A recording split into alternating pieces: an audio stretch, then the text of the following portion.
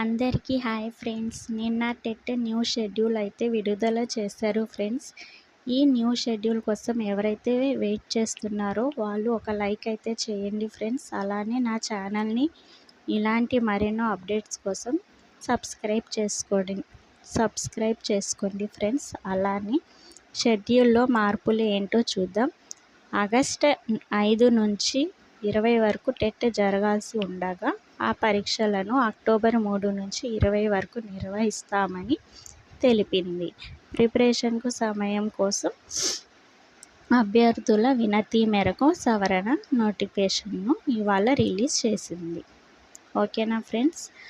16,347 teacher పోస్టుల భర్తీకి cabinet ఆమోదం తెలిపిన విషయం తెలిసింది.